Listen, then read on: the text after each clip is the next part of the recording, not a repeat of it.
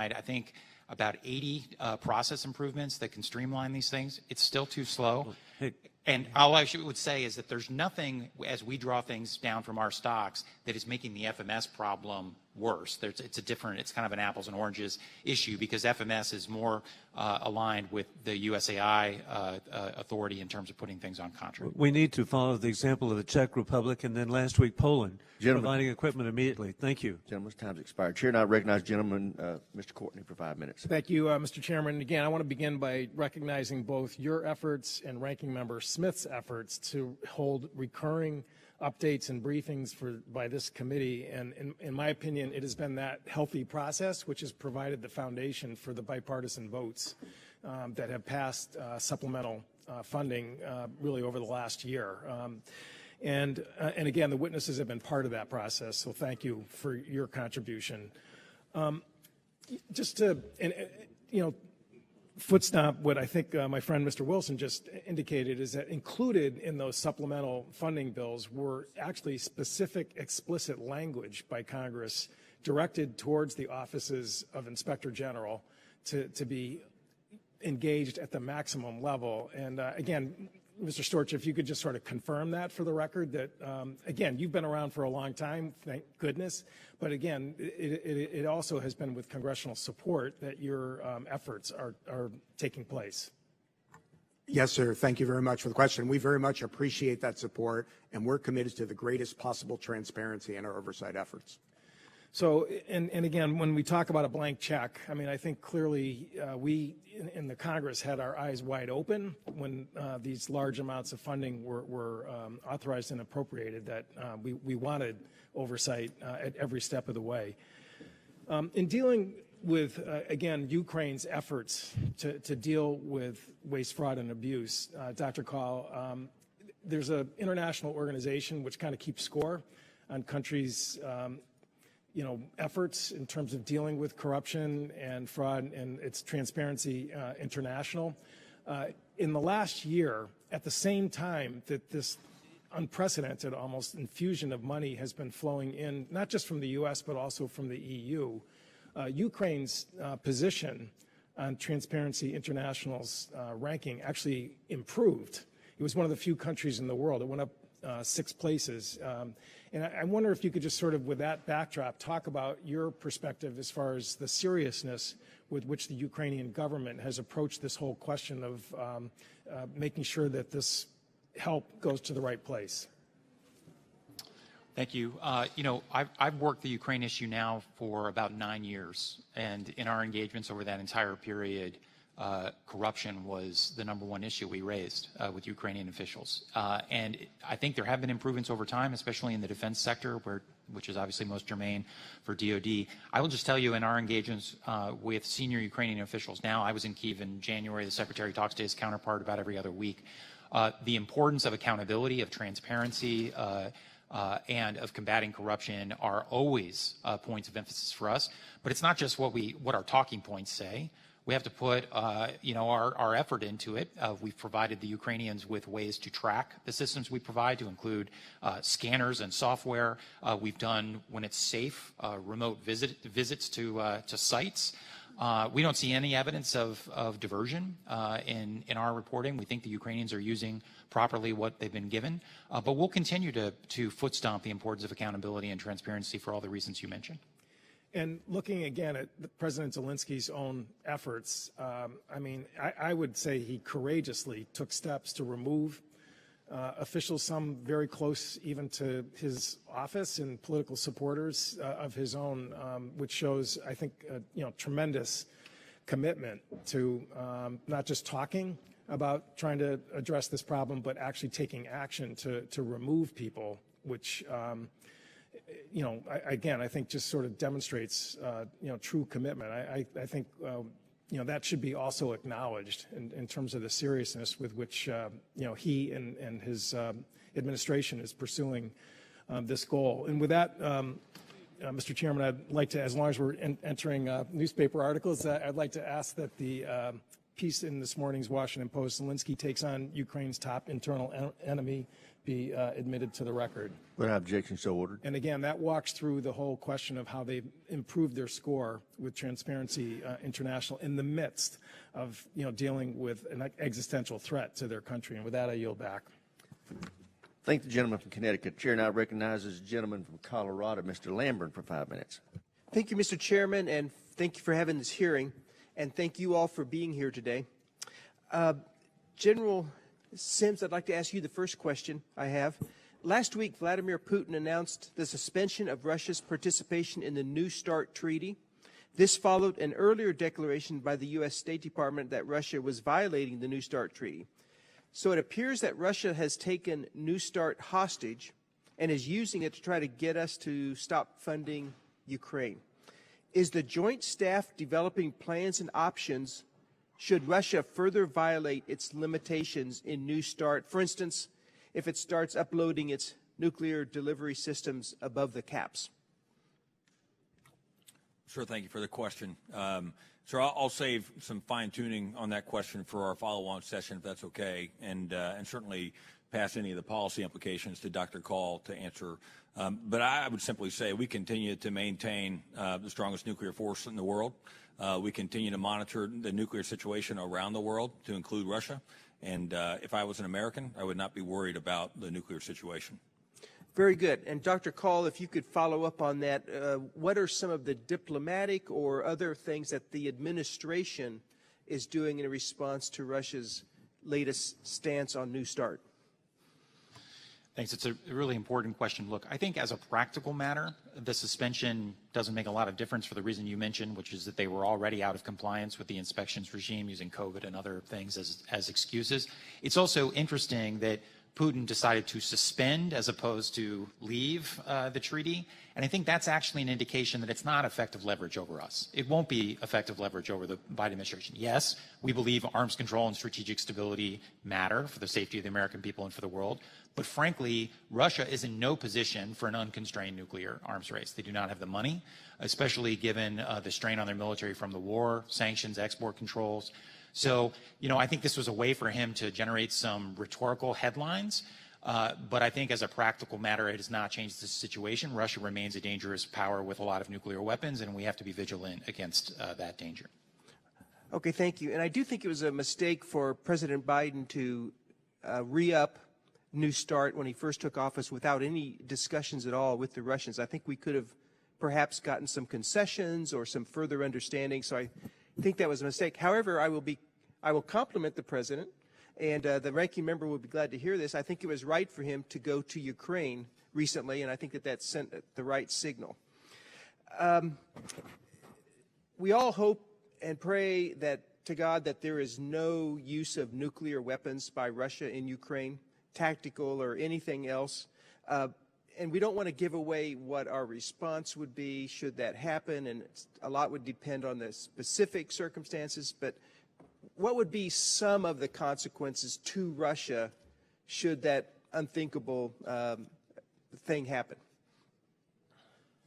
Thank you for that, and I'm happy to talk about this in greater detail in the classified setting, but what I'll say here is the following. We've made it very clear to Russian leadership at the highest levels through intelligence channels, my boss, Secretary Austin, to his Russian counterpart, the chairman of the Joint Chiefs of Staff, to Gerasimov, our national security advisor to his counterpart in the Kremlin, that any use of nuclear weapons in Ukraine on any scale would be considered a world-changing event that would bring about severe consequences far in excess to anything the Russians have experienced to date, and that a lot of the restraints we've been operating under would no longer obtain in a world where Russia crossed that threshold. But the good news is I don't think they're likely to do so. Yeah, and what they have to lose would be far more than what they would have to gain. And lastly, General Sims, Russia has made some, I think, exaggerated claims that it has used hypersonic weapons in Ukraine, just as they exaggerate a lot of things about their capabilities. Can you shed any further light on that particular question? Sure, we know they've employed advanced conventional munitions. I I wouldn't go into detail here in this session on the particulars. I would tell you that they're doing so at great expense. I mean, they're finding now that their weapons of all types are in dire straits in many cases. And I think what they're also seeing is that the Ukrainians have been very prepared for many of their weapons and are shooting down their weapons at a very high rate. Very good. Thank you again for being here, and I yield back, Mr. Chairman. I thank the gentleman. Chair now recognizes the gentleman from California, Mr. Garamendi, for 5 minutes. Thank you, Mr. Chairman, and thank you for the work that you're personally doing in reaching out and trying to make sure that the supplies are getting to where they need to go, particularly the journey that you took 2 weeks ago to Greece, Romania, and Poland. My question first goes to you, Mr. Storch. Thank you for your detailed explanation of the various projects that you have underway, you and your colleagues have underway. I'd like you to very briefly, or as whatever necessary, summarize the reports that you have provided over the last year and a half. There seems to be two different pieces to that, one of which you have already talked to, and that is suggested improvements in the auditing, in the transfer of weapons and the like. And if you'd like to go into that a little more. And secondly, if you would summarize the findings of those reports, following up on the question earlier about what you actually found.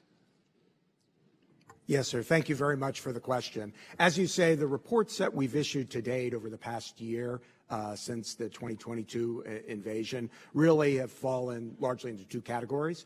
A couple of them have looked at issues that we identified relating to the way in which the money that was appropriated is being tracked and the way in which it is being entered into the systems. And so the concerns there are that if there aren't additional improvements, that those could result in a lack of transparency or impair the transparency of those funds. So the department has been making progress in those areas. We've continued to look at that. And as I mentioned, we've recently initiated an audit that's looking at the actual execution of the funds appropriated. So that's sort of an ongoing priority, is how's the money being spent. We did identify issues with the systems and with the procedures in place, made recommendations to help to address. Let's be clear then, is the department following on your recommendations and making progress to achieve the goals that you've stated? So, yes, sir. The first management advisory didn't actually have specific recommendations. It raised a number of concerns. The second one did have one recommendation, and that related to putting in place procedures that were more robust in ensuring things were tracked properly. The department has made progress in that area. The recommendation remains open. We're continuing to track it, and then we'll continue to look at that in the course of the ongoing audit. And so you continue to look for perfection, as you should. Absolutely, sir. The second thing, the findings that you, beyond the recommendations for the procedures, the findings, did you find any indication that there was a diversion of equipment of any kind? Again, the second set of projects that we've released or evaluations looking at the controls that DoD has over this end-use monitoring and enhanced end-use monitoring. Once the weaponry goes into Ukraine, there needs to be appropriate accountability and tracking, and so the DoD has responsibilities to do that. So in the first of those reports, we did make a number of findings and recommendations. Most of those have been addressed and the recs have been closed. There are a couple that are outstanding relating to night vision goggles and steps that are being taken. The department has made progress in those areas, and what we're going to do is we're going to look at the current state of that in connection with the newly announced EEUM evaluation that I mentioned. So there's been progress, and that's an ongoing process. Very good, and I would just comment quickly. I'm very pleased that you're setting up a very robust operation in Ukraine itself, that you're reestablishing within the embassy the various auditing groups necessary to carry it out. Is that the case? Well, what we have done, sir, is we've forward deployed a significant number of people into the region to do oversight over the supply and training mission, most of which occurs before any weaponry crosses into Ukraine. Then, using some of the same techniques, frankly, we used during, and not just my office, but across the IG community during the COVID pandemic, We're doing additional monitoring relating to the EUM and EEUM and getting information from the military personnel who are at the embassy regarding what's currently being done. If we need to go further and go in, we will, but at this point, we have it covered. Good. Thank you very much. Bottom line is that the programs are working, that diversions are not happening, and the equipment's getting where it needs to go. Is that it? We're doing oversight to make sure the department has placed all the controls it needs to make sure that happens, sir. Didn't quite get to what I'm talking about. You've not found problems of any great significance. Is that correct? Right. Well, again, a lot of these audits and evaluations are pending, but with regard to the areas I've mentioned, we had limited findings. The department has been addressing them, and we're going to continue to look at the issues. So, yes, that's correct. Thank you. Yes, sir. Gentleman's time's expired. Chair now recognizes the gentleman from Virginia, Mr. Whitman, for 5 minutes. Thank you, Mr. Chairman. I'd like to thank our witnesses for joining us today. We look at the gains that Ukraine has made with assistance from around the world and what's happening to Russian forces. Degraded presence, about 40% of its pre-war fleet of tanks gone, and today 97% of the Russian army is in Ukraine. And even with that, they're struggling. The issue is, for us, the munitions that we're providing to Ukraine. In last year's NDAA, we provided both funding and contracting tools to accelerate replenishing our munition stockpiles, essentially our weapons magazines. I want to talk, though, about where I think there's a strategic mismatch. We give those contracting tools, yet how we evaluate where the needs are, to me, is in contradiction to that. The needs are supposed to be evaluated on the threats in Europe. What's that threat scenario? And as we see, the DOD has up to 2 years to determine that threat scenario.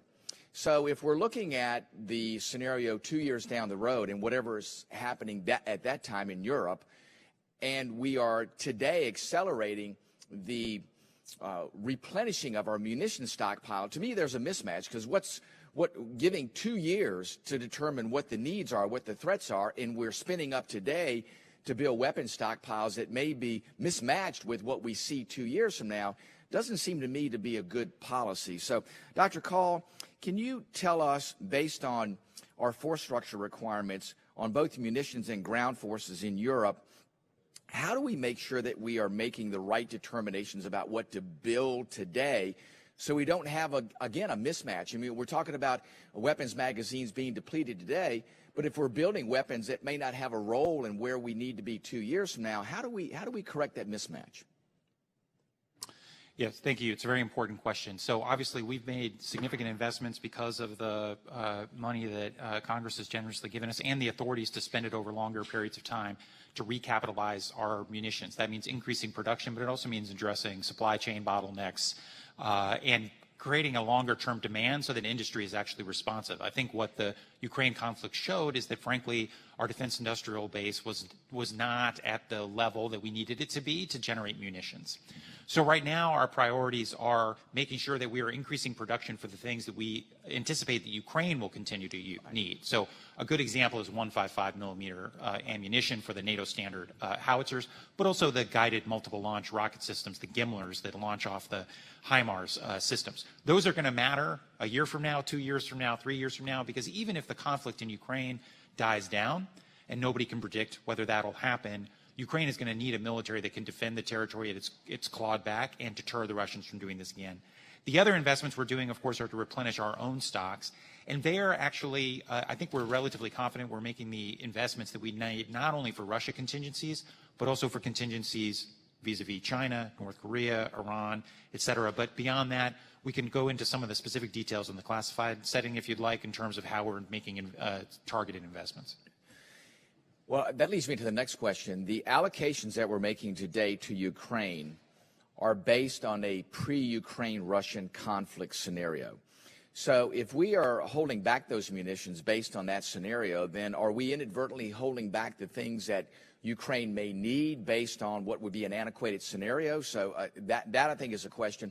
And then also, how are the determinations made about what we are doing to replenish our stockpiles and what we're sending to Ukraine? How is that interacting with our needs in the Indo-PACOM? Yeah, so actually, it's a very important point. So we have a total munitions requirement that is essentially a metric against which we need munitions for a whole range of contingencies. So they are not pegged to any one contingency. It's a pool of munitions we could draw on from a range of different scenarios.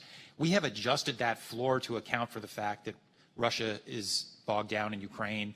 Their land forces have been badly attrited. It has changed the dynamic for a future Russia contingency. At the same time, we have requirements for operational plans in other parts of the world, could be North Korea, Iran, China, et cetera. And so Secretary Austin has been laser focused on making sure that as we draw down from our own stocks, we are getting Ukraine what it needs without taking undue risk to those other plans. And I think we have so far accomplished that.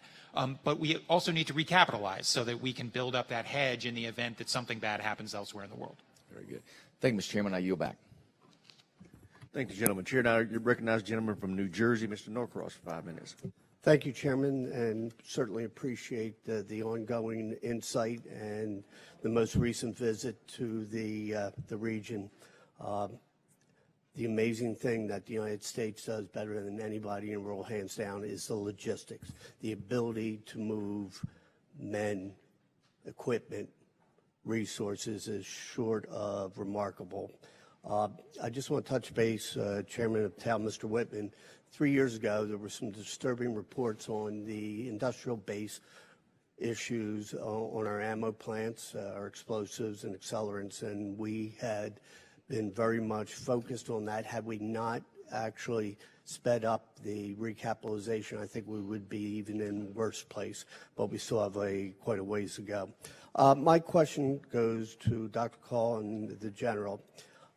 Putin leaves no chance when he speaks to the people of not only his country but the world, but to imply the nuclear option over and over again. And it finds an audience in the United States. People are worried about what might happen. We've seen time and time again, there's a discussion about the red lines and what they are. And if we go back a year, what a red line was then certainly may or may not be the red line of today. And that's what I want to ask about the evolving or changing red lines. The calculations that we have made, and HIMARS is one of those discussions. Early on, we didn't want to do it. What calculations are going into effect that something that we are providing is or is not going to change the red lines? How do we determine what those red lines are and how have they changed since the beginning? Doctor, if you could go first. Yeah, it's something we watch very closely, I think, for all the reasons that you've mentioned. Clearly, Putin's rhetoric from the very outset of the war on nuclear matters has been irresponsible and dangerous. We've attempted not to take the bait while in private, making it clear to them that if they were to cross certain lines of using nuclear weapons on any scale, what a world-changing event that would be.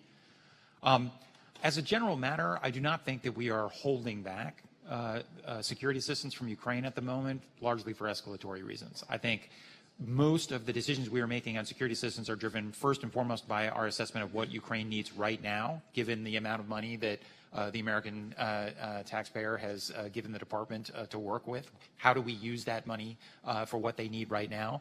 And then the other is, what can we provide that doesn't have huge impacts on our own readiness and our ability to respond to our own national security crises in other parts of the world. So really, those are the two things that we are measuring against. I think at the moment we feel relatively comfortable on where we are on the escalatory dynamic vis-a-vis Russia, but it's something that we consult with our intelligence community colleagues constantly to make sure we're setting the rheostat, about right without self-deterring ourselves.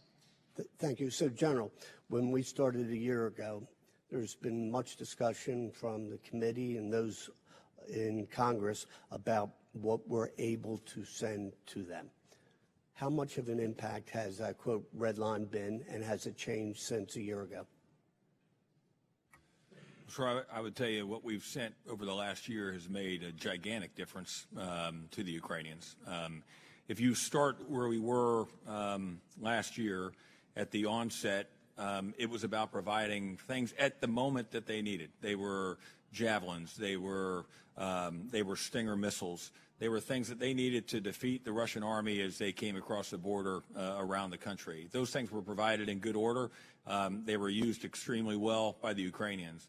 As the conditions changed, so too did the requests from the Ukrainians in terms of what they thought was necessary. And as we talked with our Ukrainian counterparts, what we thought would be most advantageous and available to them, all the while, as Dr. Kahl mentioned earlier, balancing it against our current readiness and our ability to meet any requirements around the world. Those have certainly morphed over time. And so as you've seen, sir, now the provision of Bradley fighting vehicles, of tanks, and our partners make these same assertions. They've all been done with these things in mind. And I feel very confident that as we go forward, we'll continue to do so and make decisions in a very thoughtful and understanding manner. Exactly my point, that we are not holding back because of these red lines or nuclear threats. These are actual determinations made by what's best for the Ukrainians and their use at any time. With that, I yield back. Thanks. Thank the gentleman. Chair, and I recognize the gentleman from Tennessee, Dr. Desjardins. Thank you, Mr. Chairman. Appreciate the panel being here for this timely hearing on the oversight of U.S. military support to Ukraine. Mr. Storch, can you tell us roughly how much money has been given total to the Ukrainian war effort since we began last year? Well, it depends a little bit how you count it, but I believe it's over $113 billion approximately. How much is that for lethal aid or what we'd consider standard military equipment? I'm afraid I don't have that number at my fingertips. So not a breakdown, roughly 60-40, 20-80 in terms of what's going to the government, what's going to military aid? There's security assistance, there's economic assistance, there's humanitarian assistance. The numbers are in the JSOP, but it's approximately, I think, a little over 60% of it is the military assistance. Okay, and I ask this question because whether our constituencies back home are for or against this war, they don't have the benefit of the hearings that we have, the classified briefings that we have, and so we want to know that we can tell the taxpayers that our money is being spent wisely. And this hearing today is coming on the heels of a CIGAR report released this week titled "Why the Afghan Security Forces Collapsed," in which the Special Inspector General reports, among other things, that rampant corruption gradually eroded the capabilities of the Afghan National Defense and Security Forces, as well as the legitimacy of the Afghan government. So we need to make sure we don't make those same mistakes in Ukraine. And a month ago, John Kirby claimed from the administration that he has not seen any signs so far that our budgetary assistance has fallen prey to any kind of corruption. Would you agree with that statement?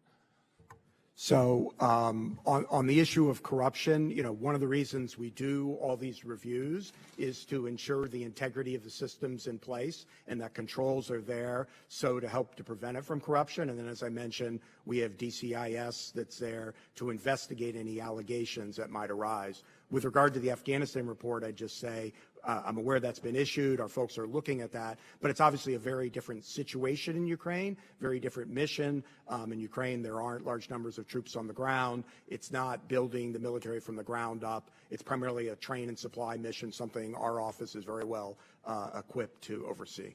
Right. And the Inspector General went on to say in his report that the United States played into the hands of political leaders and contributed to their corruption by spending money faster than it can be accounted for.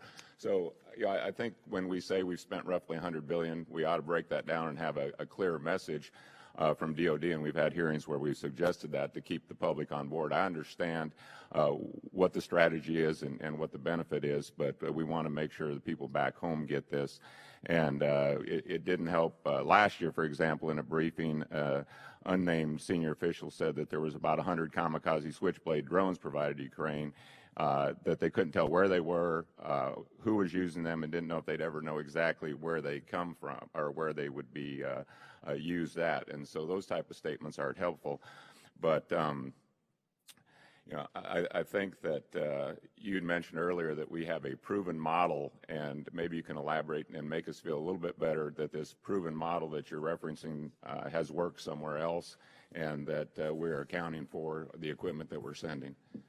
Yes, sir, absolutely. We do have a proven model, I believe, using the lead IG model that's been used in overseas contingency operations, showing how we can work together as an oversight community to provide comprehensive oversight. So we currently are engaged, for instance, on oversight over the Operation Enduring Sentinel mission, the over-the-horizon counterterrorism mission that's followed on in Afghanistan, and we have a number of projects at DoD, OIG related to that. We're also coordinating with our partners. We report out quarterly in public reports on our work in that area. It's obviously an area where we've done a lot of other work as well. But the point of it is, with Ukraine, we have not just the three of us, but actually 20 different oversight entities, including GAO, including all the military audit agencies, and all the rest working together to ensure that there aren't any gaps, that we're covering the waterfront and all types of assistance, security, economic, humanitarian, other assistance, that we're doing oversight over all of it, so the American public knows that the taxpayer dollars are being spent. Is there a specific example, like loss reports is due within a specific time, say 30 days, or a condition that they give us 100% accuracy on inventory, or is there anything in place that would make more clarity? Because it seems like we all say that this is accounted for, but yet there's a lot of disparity when we ask for specific examples of how we know this equipment's accounted for. So we're doing a robust series of oversight projects to ensure the accountability of equipment from the very beginning until it gets into Ukraine. And then once it's in Ukraine, we're doing continued work in that critical area I mentioned. Gentleman's time's expired. Chair now recognizes the gentleman from California, Mr. Carbajal, 5 minutes. Thank you, Mr. Chair, and thank you to the witnesses for your testimony today. We recently marked the one-year anniversary of Russia's illegal invasion of Ukraine. During that year, the United States and many other nations have stepped up to provide aid. The United States has provided approximately $30 billion in security assistance. That has been instrumental in allowing Ukraine to keep fighting. It is important we conduct thorough oversight of taxpayer dollars going to this cause, and I think we have been doing just that. Dr. Kahl, we want the war to end quickly and on Ukraine's terms. You stated in your testimony that our goal is to put Ukraine in the strongest possible position for future negotiations. Within the 5-year near-term focus areas, how is the department working with industry to maximize production in support of Ukraine and in backfilling our defense stocks that have been leveraged to date? Thank you for that. So DoD is working with industry to increase production of certain capabilities to continue meeting the needs of Ukrainian forces while ensuring that the United States is ready to defend itself and our allies and partners, and this is that balancing act. And DoD has identified over $2 billion of industrial-based investments to increase and or accelerate production of things like Javelin, Stinger, HIMARS, these guided multiple launch rocket systems, 155 millimeter artillery shells, and Patriot missiles. And we're also trying to make the best use of the multi-year authorities that Congress has given to us to make sure that we're getting after the munitions challenges more broadly. Thank you.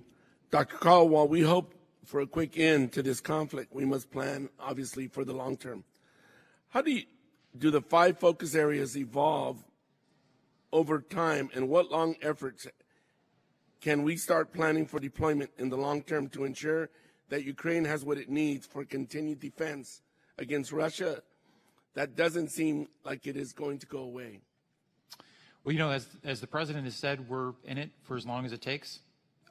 You know, Putin's theory of success is that he can outlast everybody, outlast the Ukrainians, outlast the United States, outlast NATO and the rest of the world. We're going to prove that that's just the latest of a string of miscalculations by Putin. I think, as Lieutenant General Sims noted, what we have prioritized has adjusted across the course of the war. So in the initial period of the war, when it was essential for Ukraine to win the Battle of Kyiv and to use systems they could get right now, right away, we emphasized anti-armor systems like Javelin, man-portable air defense systems, loitering munitions, drones, Soviet legacy ammunition, artillery, and air defense systems. As the conflict shifted to the east, we focused on NATO standard artillery systems and also providing them HIMARS and the GIMLRs. This winter, we've focused on more advanced air defense systems, so think NASAMS, Patriot, but also armored and mechanized systems to help them change the dynamic going into the spring and summer.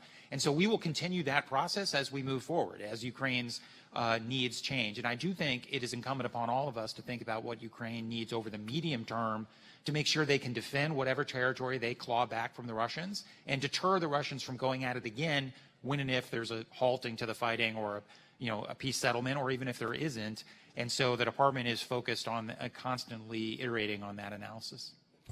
Do you think we're succeeding to that end? I think we are. Look, I think that if we're all honest with ourselves about where we thought things would be a year ago when Russia launched this invasion, I think it was a pretty dire, pessimistic assessment. And while I don't know how the war is going to end, I think we already know one conclusion for sure, which is that Russia has lost. Russia has lost. They intended to take over all of Ukraine. That didn't happen. It's not going to happen. They intended to divide NATO. NATO is stronger. They intended for Russia to emerge out of this war a great power in a multipolar world. They will emerge from this conflict a shattered military power.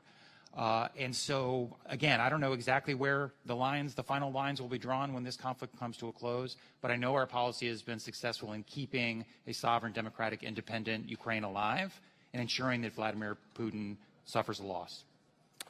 Thank you, Dr. Kahl. Mr. Chairman, I yield back. I thank the gentleman. Chair, now recognize the gentleman from Florida, Mr. Gates, for 5 minutes. Mr. Storch, you're our watchdog. Ukraine has a corruption problem, right? There's a long history of issues with corruption in Ukraine. Infrastructure minister arrested for stealing $400,000. Deputy head of Zelensky's office can't explain where the sports cars came from, so he had to resign. Deputy defense minister resigned over contracting corruption, but the defense ministry put out a statement that his resignation was a worthy deed.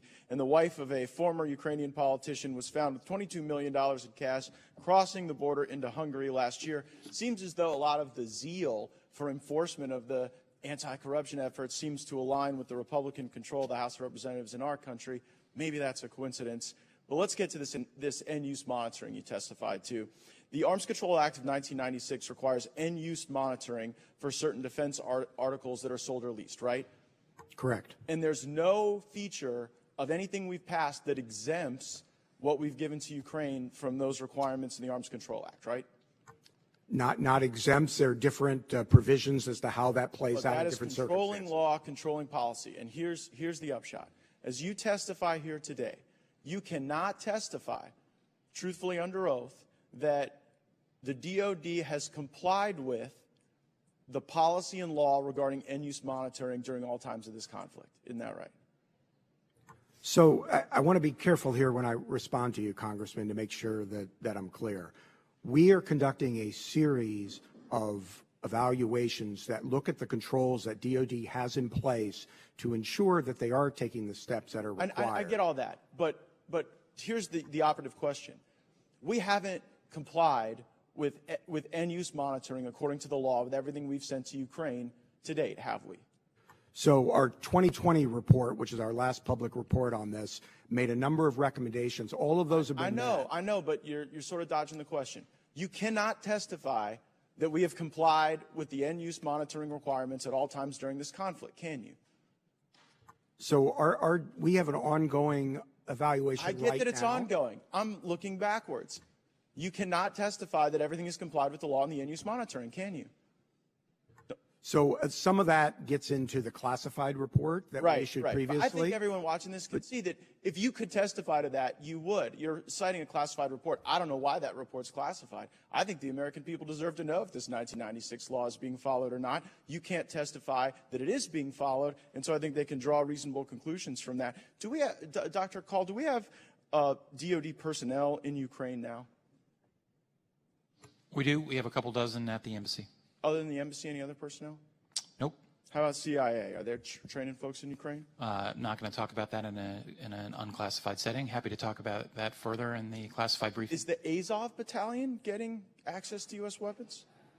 Not that I'm aware of, but if you have information, I seek unanimous consent to enter into the record the Global Times investigative report that talks about training. It's from the Atlantic Council's Digital Forensics Research Lab, citing that the Azov Battalion was even getting stuff as far back as 2018. Without objection, so ordered. Any reason to disagree with that assessment, Dr. Is this Kahl? I'm sorry, is this the Global Times from China? No, this is. Well, that's what you read. Yeah, it might be. Yeah, would that be a reason? As a general matter, I don't take Beijing's propaganda. Well, no. Yeah, but just tell me if the allegation is true or false. I mean, I don't have any evidence one way or the other. As a general matter, I don't take Beijing's propaganda at face value. Fair enough. I would agree with that assessment. April 2022, President Biden is describing the supplemental funding that we're providing to Ukraine. He says, quote, "It's also going to help schools and hospitals open. It's going to allow pensions and social support to be paid to the Ukrainian people so they have something in their pocket." So help me understand how U.S. taxpayers paying for pensions in Ukraine is a good idea for our country. I would defer you to other parts of our government. The Department of Defense doesn't have a role in pensions in Ukraine. You're a senior Biden administration official. The president said that it's really important that we keep funding the pensions in Ukraine. I would observe that the U.S. Census Bureau says that in 2022, the U.S. pension shortfall is $1.4 trillion. So while we have a corrupt Ukrainian government, while we have our watchdog here who can't say that we followed the law on end-use monitoring, we have the President of the United States saying we need to fund pensions in Ukraine. Meanwhile, the pensions of our fellow Americans are in greater jeopardy. Mr. Chairman, I see that my time has expired, but I seek unanimous consent to enter a number of articles into the record. If I may. Objection so ordered. Very well. Gentleman's time has expired. Chair, and I recognize the gentleman from California, Mr. Khanna, for 5 minutes. Thank you, Mr. Chair. Dr. Kahl, one of the experts who I was talking to told me that Russia has 6 times the artillery as Ukraine. Is that true? Not anymore. I think the reality is that we don't know precisely how much artillery Russia has left, but we do know that they have expended an extraordinary amount of it and that they are running low, which is why they're turning to the likes of North Korea and others in desperate search of more artillery. Where would you put the ratio at now? It's hard to say. We could talk more about this precisely in the classified setting, and a lot of it also depends on the assumptions you make about the viability of ammunition that Russia has had in storage for 40 or 50 years, going back to the Soviet days, so it's a little bit of an art rather than a science. I do think the Russians continue to have artillery, but they are suffering tremendous shortages at the front of artillery, which is why they're turning to countries like North Korea. And as someone who deeply admires the president's policy and Tony Blinken's role, your role, and has voted for all the aid packages, I guess my question is, what is your confidence level at this point that Ukraine will be able to hold all the territory it currently holds in a war of attrition? I think that, as Lieutenant General Sims has testified, the front line right now is kind of a grinding slog, and you're likely to see incremental gains on both sides. So, for example, the Russians have made some incremental gains around Bakhmut in recent weeks and months, but at the cost of thousands and thousands of casualties in these human wave attacks from the Wagner prisoners and others. So you may see small portions of territory change hands in the coming weeks and months. I do not think that there's anything I see that suggests the Russians can sweep across Ukraine and make significant territorial gains anytime in the next year or so. And we are making sure the Ukrainians have the capabilities to stop them from doing that, while at the same time giving them the capabilities to go on the offensive themselves to claw back more territory. And I assume, Dr. Kahl, your assumption is contingent on the House continuing to support Ukraine with aid, or are you saying already with what we've given? No, I mean, well, so first of all, the House, the Senate, the American people have been extraordinarily generous. We've spent about $31.7 billion in security assistance over the last year. We have about $12 billion remaining from the money that you all provided at the end of last year for the remainder of this fiscal year. It is true that Ukraine continues to depend on assistance from the United States and our allies and partners, and that will be true for some period of time. So yes, if the world walked away from Ukraine, then the balance would tip in Russia's favor, but there is no reason to believe. And how many more rounds of aid do you expect? And I say this as someone who supported him and wants to continue to support him, but just in terms of the American public, how many more times do you think Congress needs to provide aid?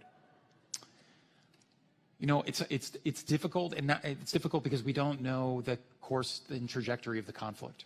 The conflict could end 6 months from now. It could end 2 years from now or 3 years from now. I think the president has said that the United States will continue to support Ukraine for as long as it takes. I think we've had a good conversation today about why that's in the vital national interest of the United States. So I would hope that Congress would continue to be supportive. But we should only come and ask for what Ukraine really needs, and as this conversation has said, what we can account for and demonstrate to the American people is actually benefiting our interests. And what do you think at the end is the end game? I mean, obviously we talk about a just peace. What does that look like to you, and how do we get there? Well, of course, Ukraine has detailed its principles for a just peace. We just had more than 140 countries in the UN General Assembly essentially ratify their approach. I think a just peace would involve Russia withdrawing from the territory that they have illegally occupied from Ukraine. But ultimately, the Ukrainians are going to be the ones that determine what peace settlement is acceptable or not. Our position has been to make sure that at whatever point they enter into those conversations, they do so from a position of strength. Thank you, Mr. Chairman. Thank the gentleman. Chair now recognizes the gentleman from Florida, Mr. Waltz, for 5 minutes. Thank you, Mr. Chairman. Mr. Kahl, did we successfully deter Russia from invading Ukraine? Did deterrence work? We had a whole series of diplomatic, economic sanctions, the most powerful sanctions the world has ever seen, not to mention our ongoing security assistance at the time. Did that work? Was it successful? Clearly, because he invaded Ukraine, Putin was not deterred. So it's safe to say deterrence failed in this case. Well, one possibility is also that Putin was not deterrable as it related to going into Ukraine. He has been deterred as it relates to going after the United States or NATO. So you would postulate that no matter what we provided Ukraine, deterrence would have failed? I actually think our intelligence community is split on this view. Their assessment was that almost no amount of weapons prior to the conflict could have deterred Putin from going into Ukraine. Well, I asked this in the sense that I was in Ukraine the month before. And at the time, the answer that the Ukrainians were receiving, that we received, was that Stingers, too escalatory, anti-ship missiles, too provocative, long-range artillery, certainly off the books and improbable. Other things will take too long to train on. And what we've seen is Stingers too provocative, then we provide them. Harpoons too provocative, then we provide them. HIMARS can't do that, then we give them. Patriots, absolutely not, then we give them.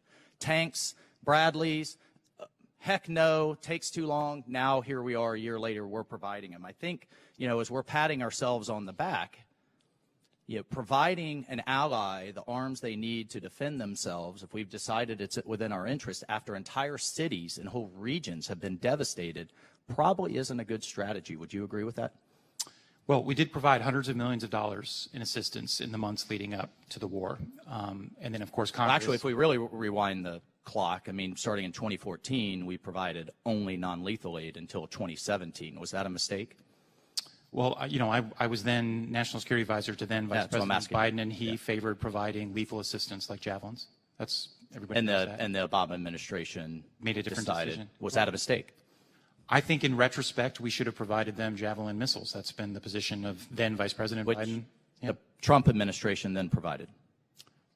It was a complicated tale, right. I think, as you So recall from the transcript. Let's move to burden sharing, because I think this is absolutely an issue I hear from my constituents and something we need to address as a policy matter. The United States provided $30 billion in security assistance. The next nearest is Germany at 3.5, a tenth of what we've provided. UK less than $3 billion, France less than $1 billion. They're in the 100 millions, and poor Estonia has provided 3 times, just by percentage of GDP, what France has provided. So all in total, even though our economies of the EU and the United States roughly the same, the Europeans have provided less than half of what we have, and we haven't even gotten into the rest that makes up the full $100 billion. Is that fair? Is that effective burden sharing? Well, obviously, we've been working with our allies and partners throughout, and the Secretary of Defense has held now 9 of these Ukraine defense contact groups. They meet monthly. No, I understand. I'm going to answer your question. If you actually take the top 20 contributors of security assistance to Ukraine as a percentage of GDP, the United States ranks 10th. And there are a number of European countries that are above the bar. You mentioned Estonia. Latvia is also up there, but countries like Poland, Finland, Norway, Denmark, the Czech Republic, Sweden are all above us as a percentage of GDP. And then some of the countries that you mentioned are below us. But I'm talking about right on the front lines, clearly in their interest, Germany in particular. What have we done to get Germany and France and Italy and these large economies clearly in the heart of NATO, in the heart of Europe, and directly, if we buy into the matter that this is in our interest because if Putin slices through Ukraine, he'll keep going. What have we done effectively to get them to step up to the plate, at least dollar for dollar, dollar for euro? I mean, I think the Defense Department has certainly worked alongside the White House and the State Department on diplomacy in this regard from the very beginning. That's why the Secretary of Defense holds these monthly meetings. They started in Ramstein Air Base in Germany. The Germans, as of now, have provided $3.58 billion. The UK has provided $2.85 billion. I read out the statistics. Yeah. I would just postulate going forward over the long term, just as we had in the Gulf War, where we had an effective diplomatic effort to pay for this, that this is a global issue. Gentleman's time's expired. I think we need to do a lot more to get Europe to step up. Thank you, Mr. Chairman. Thank you, Mr. Chairman. I want to thank the chair and the ranking member for having this hearing on an ongoing basis on an important issue of oversight. This is an all-government approach that we have here. Secretary Yellen is in Ukraine right now, and we do have sanctions that no country has ever seen before. In terms of your area, particularly Mr. Storch, or for anyone that's here, some of those new sanctions, how helpful will they be in terms of the people that are trying to skirt those existing sanctions and get around them, and how helpful will they be in the overall effort? Well, I'll just start from the oversight perspective. We have this working group. Part of the working group is the Department of Treasury OIG, so it's probably more a question for them than for the DoD OIG, because we have oversight over the security assistance. In terms of the policy decision, that's not really sort of what OIGs do, so I'll turn it over to Dr. Kahl. I'll just say I think obviously the sanctions have put a dent in the Russian economy. We'll continue to magnify that. I think from a DoD perspective, the bigger constraint on the Russians is more likely to be the export controls, which are making it very difficult for Russia to recapitalize the military that has been shattered in Ukraine. Okay. Just a quick question. Does Germany have different laws than we do in terms of their defense? I mean, all the allies and partners we work with have different constraints, different laws. Germany was not, one of the reasons we didn't provide lethal assistance back in the Obama administration was because Germany was so opposed to doing it. So the fact that they provide any lethal assistance was a huge sea change for them. Now, I know that's frustrating for a lot of folks who want our allies and partners to do the most they can. We share that desire. But yes, our allies and partners all have their own domestic political constraints, their own domestic regulations, and a lot of them have had to change their own laws and practices in order to provide the historic support for Ukraine that we've seen. Okay. The question, when we read something in the newspaper regarding someone being dismissed from a position in Ukraine and being replaced, this is a sovereign issue that each country has. They make their own decisions. But just a question, and I want to do this so we can avoid classified setting. Just a question generally. If those decisions are made and they do deal with something that would be a concern in our oversight and everything, is that communicated to the U.S. and their allies informally? I would say sometimes we're aware of the moves before they happen, and sometimes we're aware when we read about them, just like you do. I think the point from our matter of U.S. policy is that the importance of getting after corruption in Ukraine or anywhere else is at the top of our points of emphasis with Ukrainian leaders. I do think they are taking these issues seriously. I think it's a problem they're going to continue to work on, but the fact that they're making any progress in the midst of this existential fight, I think, is quite remarkable, frankly. Yeah, thank you. Mr. Storch, just an observation. I was a prosecutor before I was a member of Congress. And, when there's a line of questioning that occurs, and your job is one of monitoring and an ongoing investigation, whether something's there or not, but you're in the process of doing it, and you're asked the question publicly about what the outcome of that might be before it ever occurs. That must put you in a very difficult position to answer a question, and it might give the perception you're not answering the question when indeed you're not able to answer the question if you're doing your job properly. You want to comment on sometimes on the difficulty of that line of questioning when it's posed in a public setting like it is here? I appreciate very much the observation, and that's exactly right, obviously. You know, our job in the IG community is to do independent oversight, and as an old boss of mine used to say, we hit it right down the fairway. I can't do that in golf, but my office does that in oversight. And so we're looking at these issues, we're trying to determine what happens, and we're going to report out as transparently as we can, but to try to get ahead of an ongoing audit or evaluation or to talk about, I can't even begin to speculate about investigations, puts us in a very difficult position. So I appreciate the sensitivity. If I can on corruption, I'd just add, when I was over in Kyiv, that was one of the things we really emphasized, both myself and my counterparts from the other two OIGs, and we met with everybody up to the Prime Minister and down the Minister of Defense and others, the importance of ensuring that corruption was being addressed and that we're being transparent about it. They all said they understood that. Now, obviously, as a career prosecutor at an IG, you know, we're in the trust but verify business, but certainly they indicated that they understand that issue. And finally, I just add that sort of in one of life's coincidences, I actually previously worked in Ukraine as a resident legal advisor for the Department of Justice, working on anti-corruption issues. So I hope that perspective helps my office as we look at what's going on here. I yield back. Chair now recognizes gentleman from Indiana, Mr. Banks. Thank you, Mr. Chairman. Dr. Kahl, you helped write the dangerous Obama-era Iran deal, the JCPOA. You helped negotiate it. Last November, President Biden was caught on video saying the deal was dead. Yet just this month, the administration has renewed sanctions waivers that are key to the deal. Why, in your opinion, is the Biden administration so hell-bent on reentering the new Iran deal? Thank you for your question. Just as a technical matter, I was not involved in the negotiation of the Iran deal. You helped write it.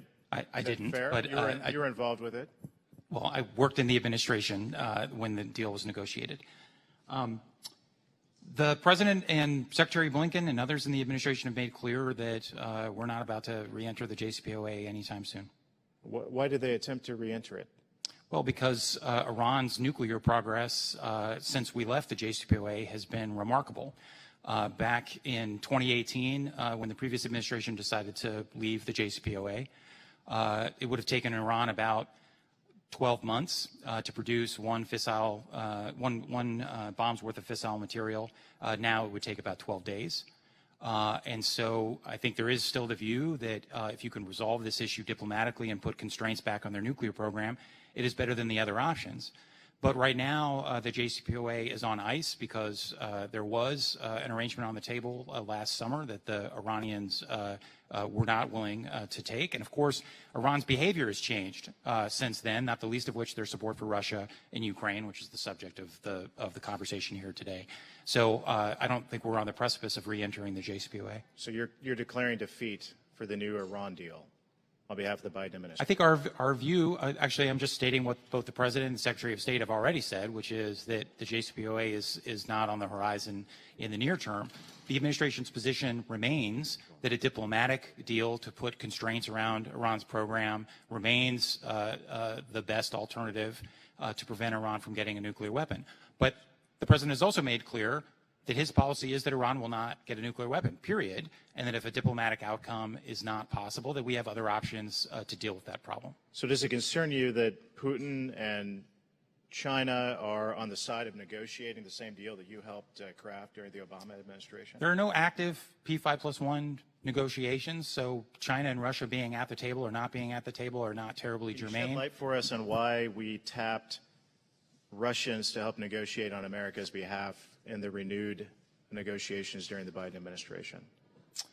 It's not clear to me what you're referencing, but I think that during the Obama administration, at least, the Russians were able to compartmentalize differences that we had in some areas and the common view of not wanting Iran to get a nuclear weapon. I think we're not in the same place right now because the Russians, because of how badly they're doing in Ukraine, are becoming increasingly dependent on Iran, and therefore I think are a lot less likely to put pressure of any kind on Iran to accede to any diplomatic agreement, because they're trying to get Iran to ship them more drones, missiles, and other capabilities. In 2021, did you expect the invasion of Ukraine? In 2021, in 2021, we warned the world about. I'm sorry. You expected it? You anticipated it? Beginning in the fall, I think it's of public record. Beginning in the fall, we had very good intelligence that Vladimir Putin was putting the pieces in place to be able to carry out a large-scale invasion. We began to downgrade, declassify, and share that information with the world in the fall of 2021. Then why shed light for us? Then why did the Biden administration lift sanctions on Nord Stream 2 if we anticipated it? Well, I think the timelines are different in those. You should correct me if the record is different. I believe the Nord Stream conversations were several months before. And largely that was in order to stay united with Germany, but also to give us a leverage point. In fact, what's interesting is that had that not gone forward, the ability of Germany to then essentially walk away from the deal would not have been effective punishment or leverage over the Russians. But these were not linked in time. In hindsight, should we regret that decision to lift those sanctions? You know, I work at the Defense Department. I wasn't involved in any of those deliberations, so I'd really defer those questions to the Treasury Department and State Department. I don't have an opinion on that conversation. No, I don't. Okay, thank you. I yield back. Thanks. Chair now recognizes a gentlelady from Pennsylvania, Ms. Houlihan, for 5 minutes. Thank you, Mr. Chair. I've been a staunch advocate for providing support to Ukraine since President Putin's unjustified invasion just about a year ago. Given my past in the Air Force, it probably isn't a shock to anyone that I'm particularly advocating for the transfer of American aircraft. In fact, I started doing that in April of last year, and most recently in a letter with my colleagues from the Four Country Caucus. We asked President Biden to transfer specifically F-16 aircraft to the Ukrainian military, as President Zelensky requested. I understand that on Friday that President Biden said in an interview that Ukraine, quote, doesn't need F-16s now. And on Sunday, NSA advisor Jake Sullivan emphasized that, quote, F-16s are a question for a later time. Last year, I also proudly co-led a bill with our former colleague, Rep. Kinzinger, to authorize funding to provide training for Ukrainian fighter pilots, recognizing that, of course, training may need to happen before they are ready to fly our jets, and in the event that we ultimately do transfer them. We submitted this language for inclusion in last year's NDAA, and the final law included that language authorizing the United States to provide training for Ukrainian soldiers, both on manned and unmanned aerial capabilities, including tactical surveillance systems and fixed and rotary aircraft, such as attack, strike, airlift, and surveillance aircraft. So my 2 or 3 questions for you. Undersecretary Kahl, in your written testimony, you noted that you have expanded U.S.-led training of Ukrainian air forces on combined arms and joint maneuver operations. Could you speak to whether or not this training included aircraft such as authorized by the fiscal year 23 NDAA? That's my first question. My second question also for you is, what exactly would a later time be, as you know, quoted by President Biden? And we may finally have to save this for our classified briefing, but could you please elaborate on what information the President is relying on, or perhaps was relying on, when he said that Ukraine doesn't need F-16s now, despite pleas from Ukraine's own president? Thank you for that. So, no, we have not started training on F-16s. Our assessment is that a delivery timeline for F-16s, even on the most expeditious timeline, and the training timelines are essentially the same. That is, they're about 18 months. And so you don't actually save yourself time by starting the training early in our assessment. And since we haven't made the decision to provide F-16s, and neither have our allies and partners, it doesn't make sense to start to train them on a system they may never get. I mean, they could end up getting British Tornadoes or Gripens or Mirage aircraft, and therefore you wouldn't want to train them on F-16. So it just, in our judgment, is not the appropriate time to start training. It is true that the President has, and the National Security Advisor have said that, you know, we don't see F-16s as the top priority right now. The President did have this conversation with President Zelensky in Kyiv last week. It is a priority for the Ukrainians, but it's not one of their top 3 priorities. Their top priorities are air defense systems, that is, keeping their interceptors and air defense network alive against Russian cruise missiles and Iranian drones, artillery and fires, which we've talked about, and armor and mechanized systems. A couple of just data points on F-16s that I think actually speaks to your second and third questions. We've looked at this very carefully about what it would take to get Ukraine F-16s. So if we were to do new production, it would take 3 to 6 years to get them F-16s. We could look at older block F-16s that could potentially deliver on a faster timeline. Let's call it 18 to 24 months. Maybe you can even shave a few months off of that. Then the question would be how many? The Ukrainians have at times asked us for as many as 128 fourth-generation aircraft, a mix of F-15s, F-18s, and F-16s. Our Air Force estimates that over the long term, Ukraine would probably need 50 to 80 F-16s to replace their existing Air Force. If you did that with new F-16s, so say Block 70, 72s, that would cost $10 or $11 billion. If you did it with older Block 30 or 32 aircraft, and let's imagine you only did half, 36 of those, it would still cost $2 to $3 billion. And just as a reminder, that would consume a huge portion of the remaining security assistance that we have for this fiscal year. So these are the trade-offs that we are making in real time. Would it make sense to spend $3 billion on a capability that will arrive a year and a half from now when that $3 billion is needed for Patriot interceptors or more Bradley fighting vehicles or more 155 millimeter ammunition or more Gimlers, et cetera, et cetera. And so that's the trade-offs we're making at the moment.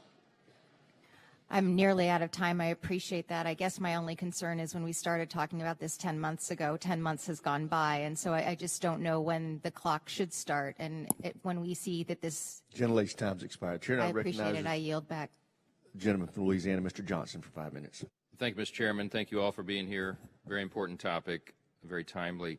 I had a couple more questions about the end-use monitoring from Mr. Storch.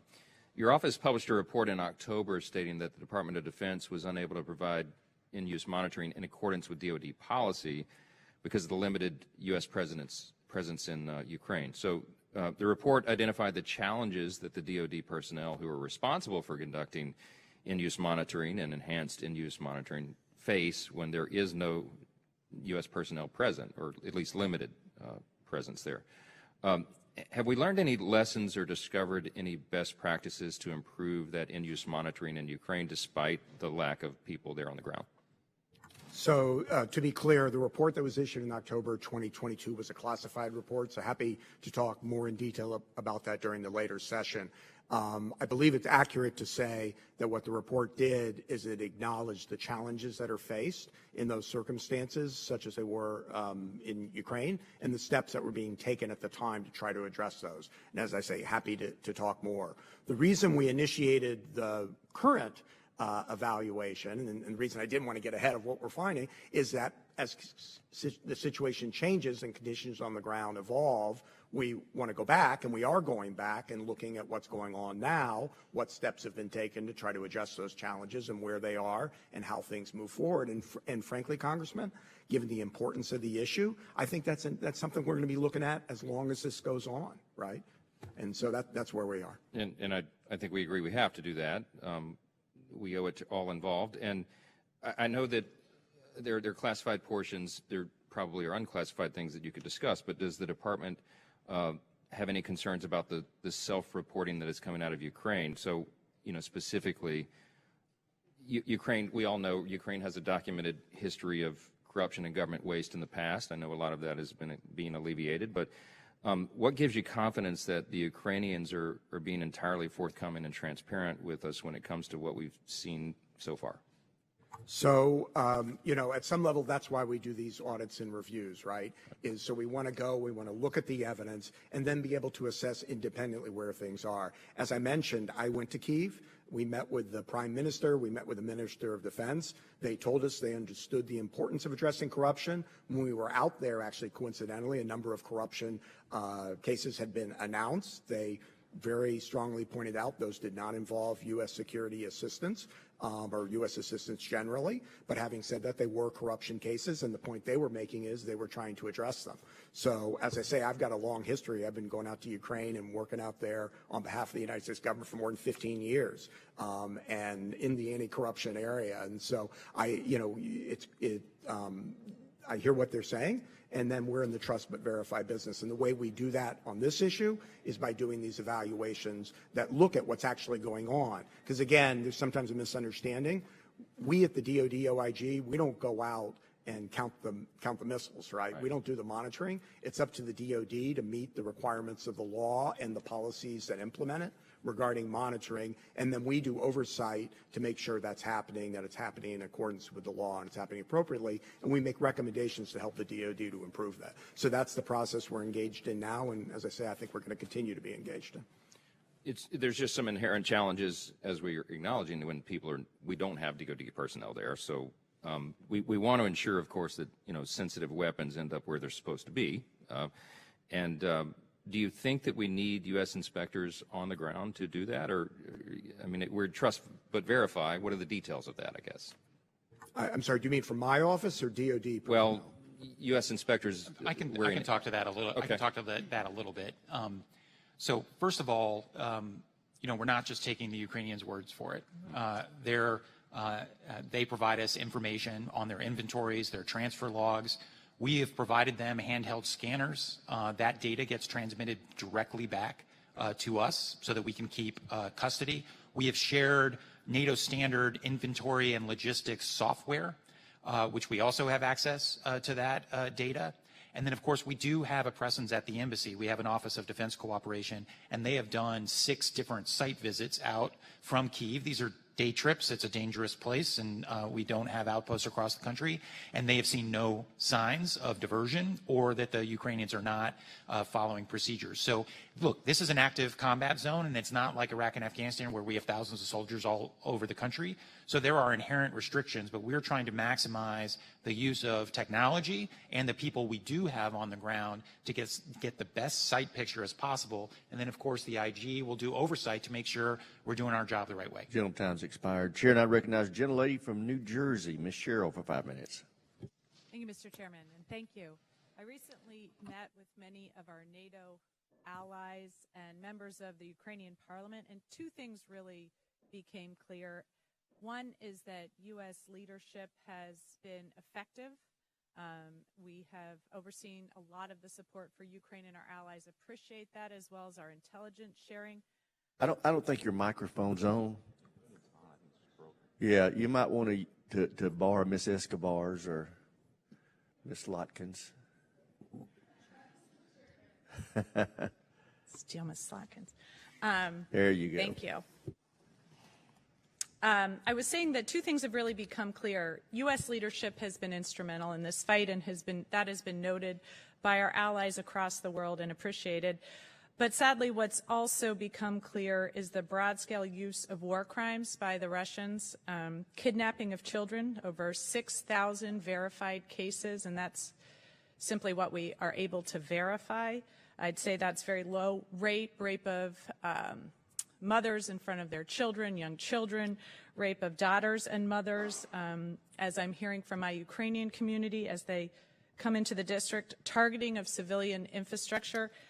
And so it becomes clear, and when you hear from the Ukrainian parliamentarians, you hear that they believe this is an attempt by the Russians to demoralize them, to make them want to quit this fight, when in fact it has had the opposite effect, an understanding of why this fight is so important. And so that is why we on this committee take our job so very seriously, for making sure that we can support Ukraine. And the only way we can continue to do that effectively is with the support of the American people. And so our understanding of the oversight, our understanding of how Ukrainians are overcoming their history of corruption is so important so we can convey it.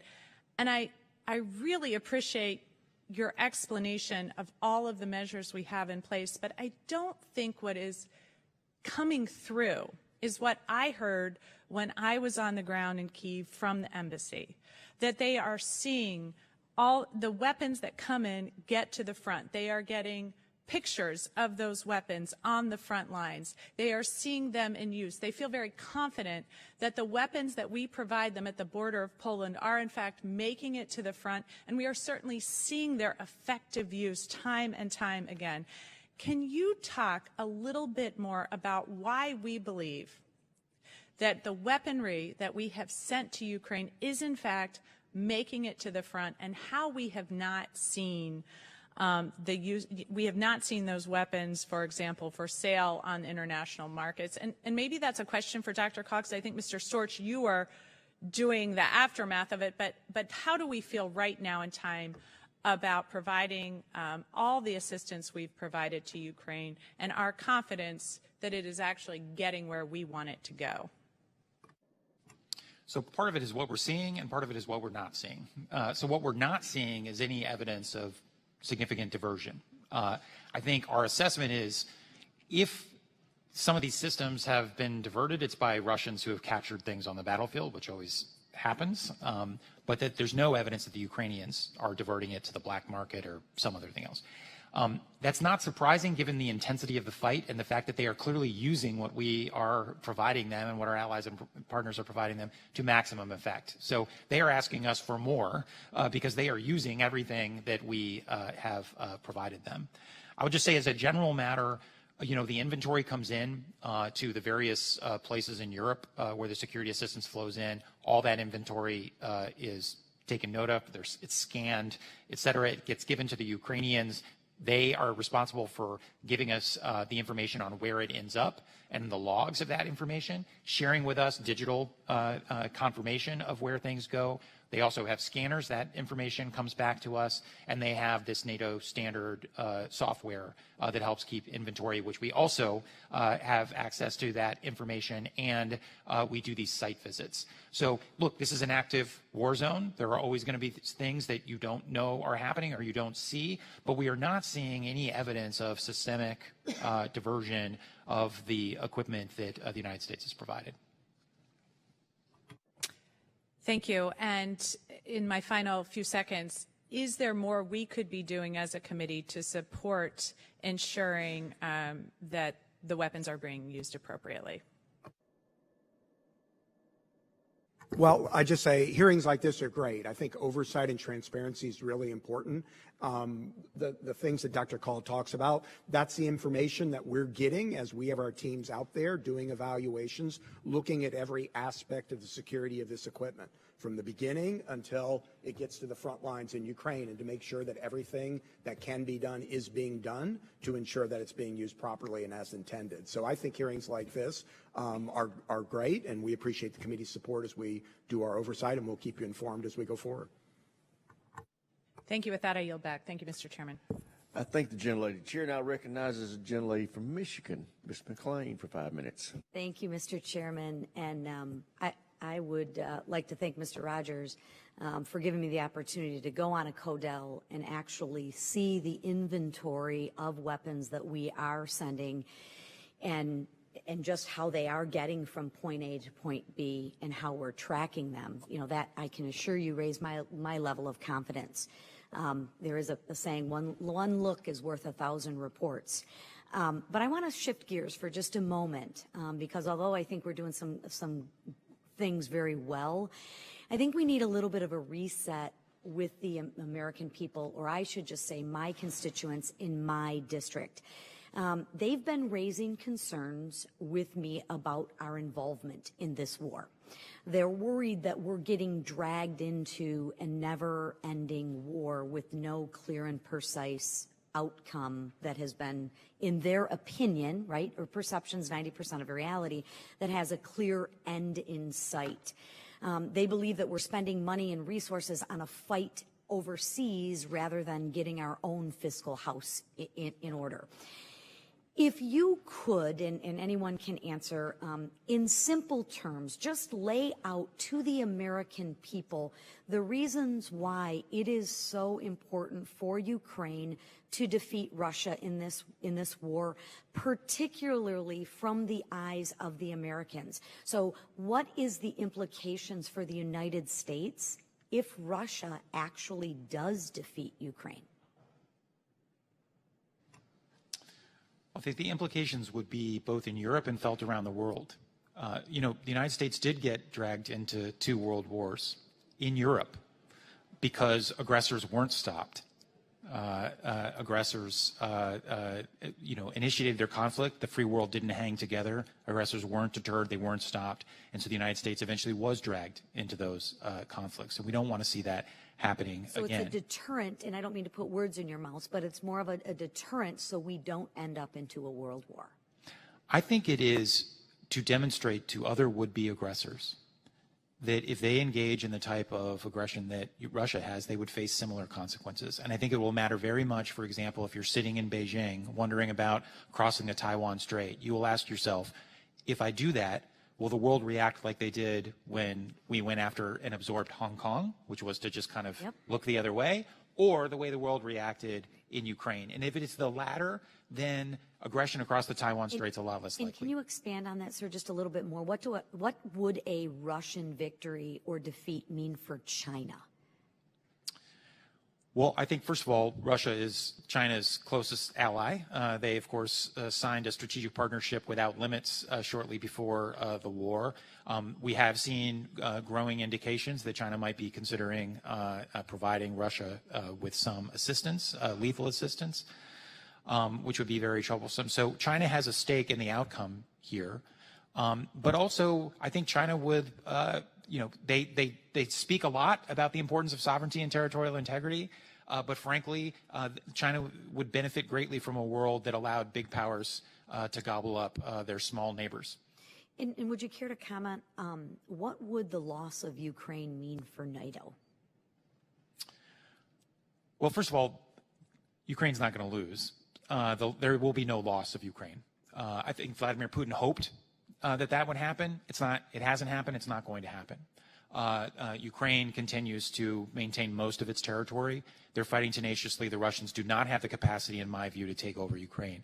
But obviously, if they were to do so, it would position Russian forces and all the developments inside Ukraine right on right on NATO's doorstep as it relates to Poland and the Baltic states, which is, I think, one of the reasons why you've seen Poland and the Baltic states so engaged in Ukraine. And can you talk a little bit about the economic impact that would mean, or that would have on the United States? Well, I think, you know, you've already seen that Russia's aggression, especially their what they've done to limit the ability of grain to get to global markets through the Black Sea, has already had an impact on global security writ large. Obviously, the energy instability, which is generated by the war, has also had an economic consequence. So I think the war is already having significant consequences because of Russia's aggression, and had it been unchecked, I think those consequences would have been worse. And we'd have been farther along. Thank you. With that time, I yield back, Mr. Chairman. Chair now recognizes the gentlelady from Texas, Ms. Escobar, for 5 minutes. Thank you, Mr. Chairman. I'd like to express my gratitude, Mr. Chairman, to you and the ranking member for these ongoing conversations and this opportunity for us to provide oversight and for the American people to feel comfort, I hope and I believe, with the information that's being delivered. I'd like to thank our witnesses as well. I'd be remiss if I didn't remark on the incredible change that I've seen happen over the last 3 years since I attended the Munich Security Conference in 2019 versus the Munich Security Conference last week or 2 weeks ago, whenever it was.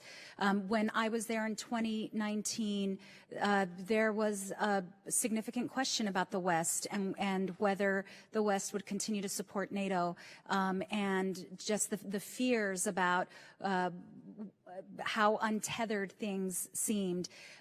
But last week or the week before, whenever it was, sorry, time escapes me, but this year's Munich Security Conference, the incredible unity and the strength demonstrated by our allies and our friends, especially with regard to Ukraine and our defense of democracy. And I'm very proud of the role that the United States has played in rebuilding NATO and ensuring that the West has come together in a way to defend our friends and allies and help stop the Russian aggression. And I'd like to, Dr. Kahl, Just in that vein, because there's been just such a lot of conversation, obviously, about the F-16s and about why the United States and some of our friends are not stepping up as quickly as some would like. My colleague, Representative Houlihan, she was about to ask a question, and I'd like to follow that up because I'm curious as well. But when her question, she started as her time ran out, when should the clock start on those F-16s? You know, you laid out for us very clearly and very effectively, you know, the considerations involved and also the financial implications as well. And that's on Congress, right, to make sure that we provide the continued support and to put our money where our mouth is. But when should that clock start ticking for the F-16s? And is that something you can discuss in this setting? Look, I think it is, you know, a more modernized Ukrainian Air Force will be important in the medium and long term for Ukraine to continue to defend the territory that it claws back and to deter Russia in the future. So I think there is a medium to long term requirement. The challenge, of course, is even if it was a short term requirement, we couldn't get it to them immediately anyway, and we don't assess that it is the highest short term priority. And by the way, neither do the Ukrainians. The Ukrainians' priorities are air defense systems, so they're integrated air and missile defense systems, artillery and fires, armor and mechanized. And because every dollar you spend on one is a dollar you can't spend on another, there are real trade-offs. Obviously, Ukraine is going to continue having conversations with us. As I said, President Zelensky discussed this with President Biden in Kyiv last week. Zelensky has had similar conversations with our UK and French allies. The UK has announced an interest in starting to do some training, so we'll see where that leads. There are other countries in NATO, the Netherlands, Denmark, Norway, I think, that have talked about potentially F-16s that they may be offloading as they upgrade to F-35s. So I do think this conversation will continue. As I sit in the Pentagon, I have to say, what does Ukraine need right now to stay in the fight and turn the tide against the Russians in the first half of this year, which I think is going to be decisive for the conflict? It's just hard for me to tell any member of Congress or the American people that the best use of that dollar spent right now is on F-16s. Thank you so much, Dr. Kahl. And I only have a few seconds left, but I am wondering, in terms of the replenishment of U.S. stocks, is the department looking to utilize critical technologies such as additive manufacturing to fill some of those gaps? Sorry. I think the short answer is yes, but I think it's probably better for us to arrange a briefing by our acquisitions and sustainment folks to really go through the kind of the multi-layered approach that they're taking to this, because they're the real experts on that. Great. Thank you, Mr. Chairman. I yield back. Chair, and I recognize the gentleman from Texas, Mr. Fallon, for 5 minutes. Thank you, Mr. Chair. You know, our aid packages to Ukraine have included light tactical vehicles like Humvees. I've been a staunch supporter of the Humvee upgrade. You know, when we had to retrofit the Humvees because of the risk of IEDs, of course, that made it top heavy, but we have the ABS and the ESC rollover kits that prevent that. You know, we've lost too many men and women to rollovers, and a lot have been injured as well. So at the beginning of this fiscal year, approximately 40,000 Humvees that are either new or like new were in our fleet, hadn't received the anti-rollover technology. And my question for the witnesses is, when we're sending Humvees to the Ukraine, and where are they coming from? And more to the point, are we sending Humvees that have already been fully upgraded with the anti-rollover technology? Or are we sending Humvees that are slated to get this upgrade? Or are they coming from the demilitarized vehicle stockpile? I might ask General Sims if I don't actually know the answer to that question, but DA may, or we may have to take it to come back to you. Sure, I will have to come back to you. We'll bring that answer back to you. I'm not quite sure. Okay, because we have Red River Army Depot that does a lot of this work, and they're starving at the vine, and we've got 40,000 units that need this upgrade, and I'd really like to get that in because it saves about $12 billion rather than buying brand new ones to retrofit the ones we already have. So we want to always be good stewards of taxpayer dollars.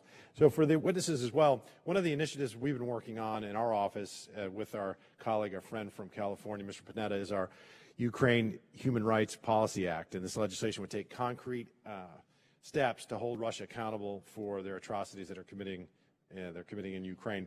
So what evidence of war crimes have you seen in Ukraine, including any committed by the Wagner Group? And as the war rages into its second year, what can be done to hold Russia accountable for their actions? And then what can be done during reconstruction?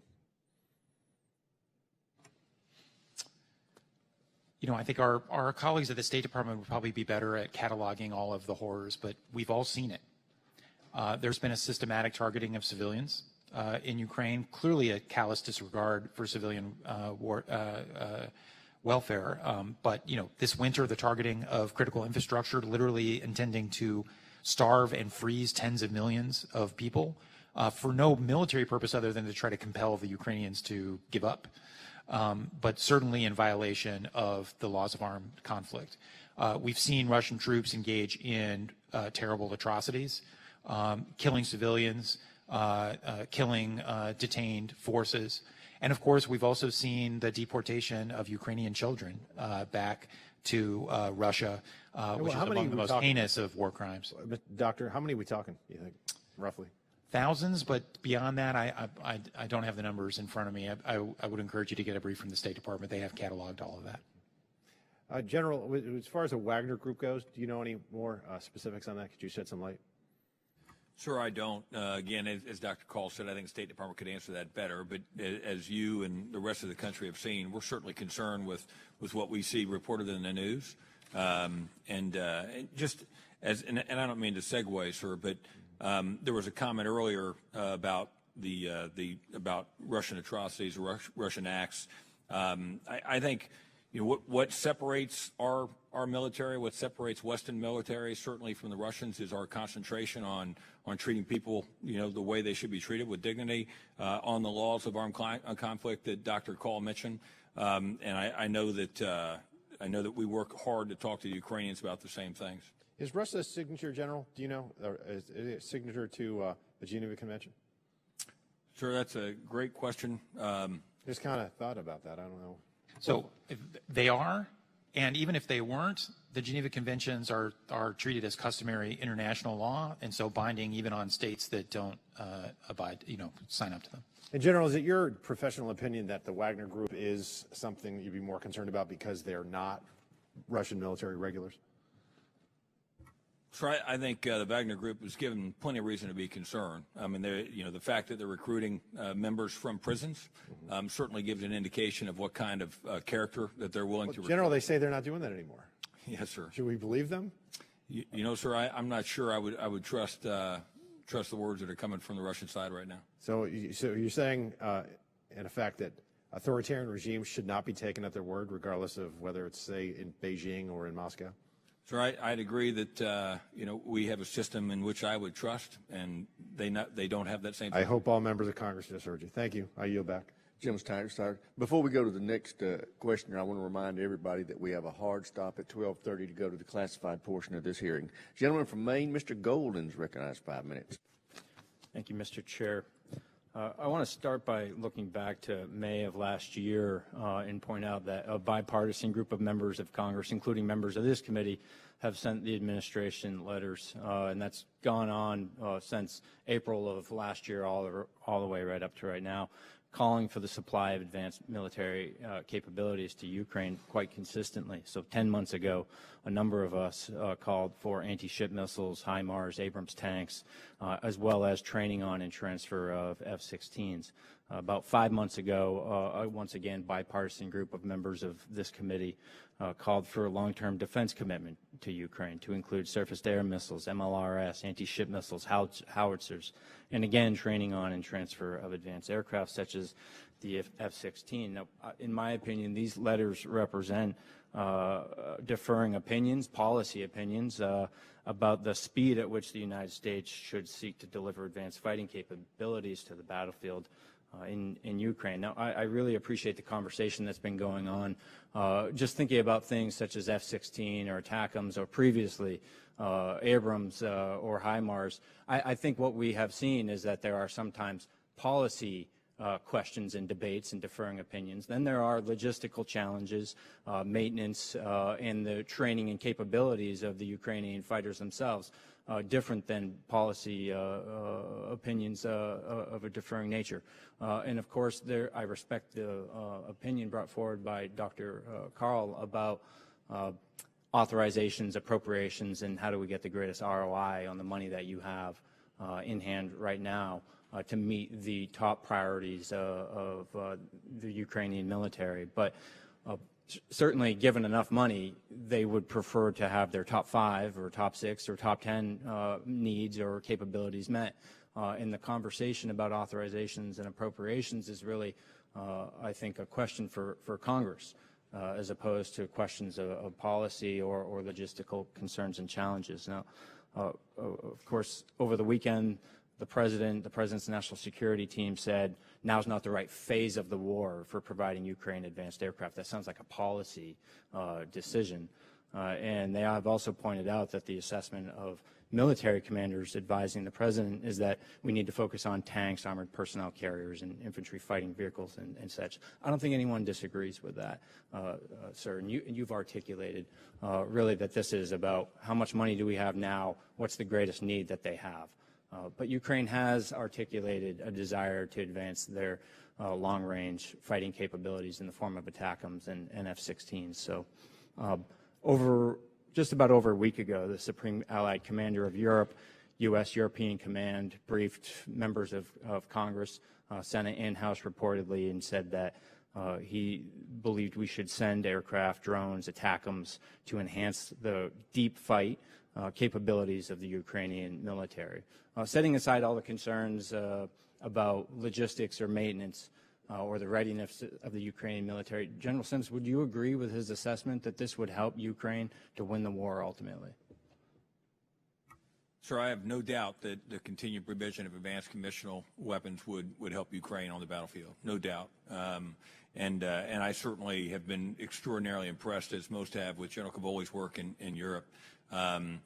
On this side of the Atlantic, the conversation continues to be around certainly about policy decisions, but in our conversations with the Ukrainians, as recent as yesterday with General Zaluzhny and the chairman, we do hold fast to the view that what they need right now are the things in front of them. That F-16s, as an example, would not help them today, but things like air defense, artillery, fighting vehicles, tanks is what we need to ensure we're providing. So you don't agree with the EUCOM commander that possession of F-16s and ATACMS and other long-range capabilities would help them to win the war? No, sir. I think that advanced conventional weapons would help anybody win a war. Absolutely. Yes, is there a policy objection to giving them longer-range fires at this time?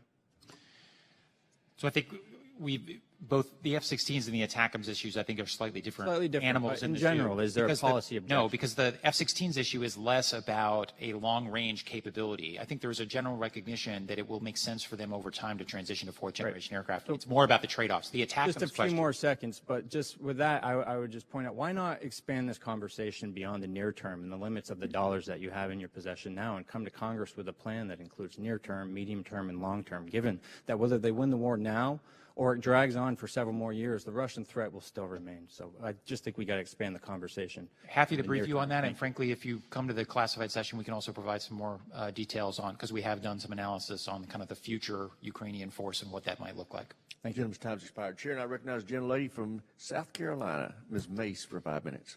Thank you, Mr. Chairman and Ranking Member Smith, for hosting this very important hearing. I want to thank the gentlemen who are here today, as well to take all of our very important questions. We're here to address a critical matter of national security and foreign policy in regards to Ukraine, the need for oversight of assets, weapons, munitions, and other aid, lethal aid being provided to Ukraine.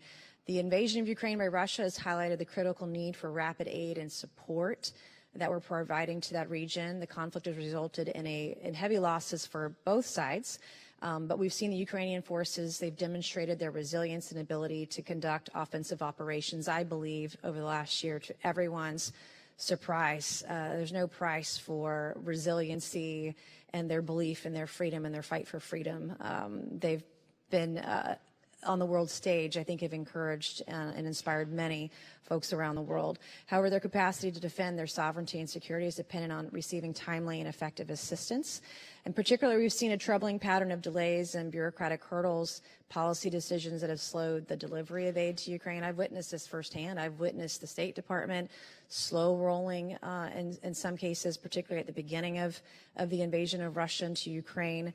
And it's my belief in the meetings I've had, both publicly and privately, and in the SCIF, that Ukraine just doesn't have a lot of time. And we want to make sure that our investment in their fight, that they're going to win. It's more important than ever, seeing what Russia's trying to do. They want to now take away Poland's borders and other countries.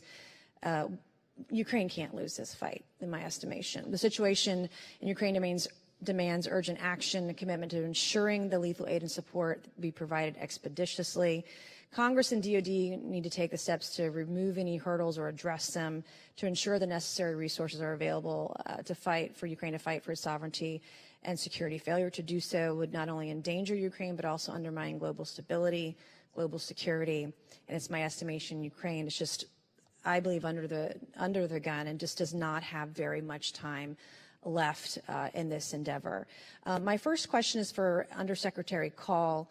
I'm concerned about the time it took for the U.S. to fully leverage some of our existing processes, like convening the Senior Integration Group for Ukraine, SIG Ukraine, to disperse military aid to Ukraine. And thinking ahead, China and Taiwan, we all know that China is watching.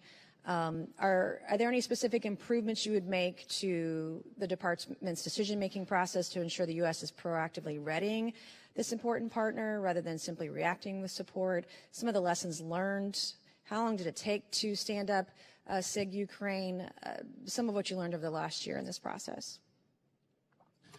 Thank you for that. And I'll just say we share your sense of urgency. And there's always going to be red tape, but we have blasted through a lot of it.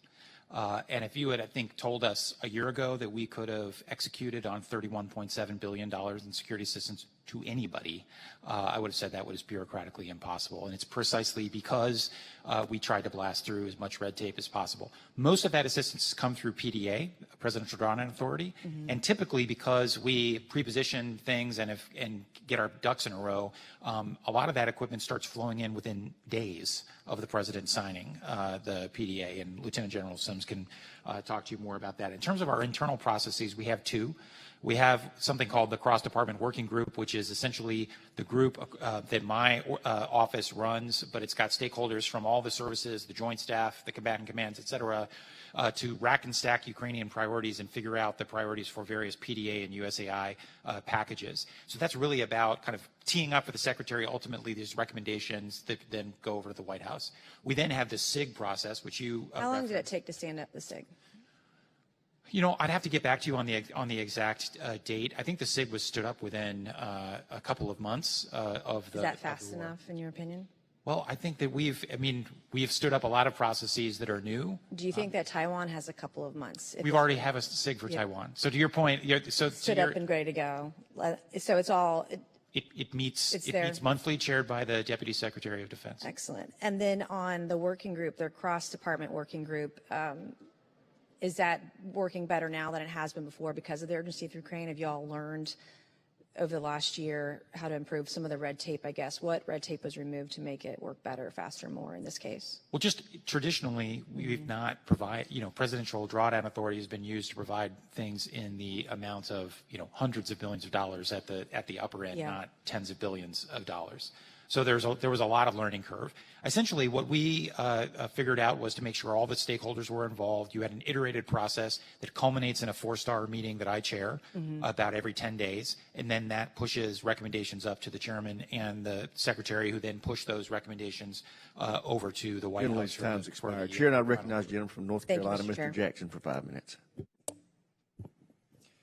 General Sims, good afternoon. I was wondering if you could help me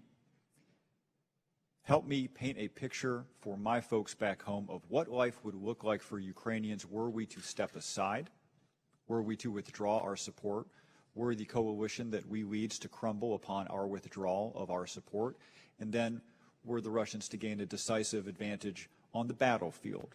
what that would mean. And I ask you because based on your remarks, you said that the fighting has replicated the conditions that we saw during the First World War. There was a recent conversation about plentiful examples of war crimes that have been committed. And I think it's important for me in explaining my support to folks back home to give them a sense of what it would look like if our effort no longer existed. Could you help me do that, please?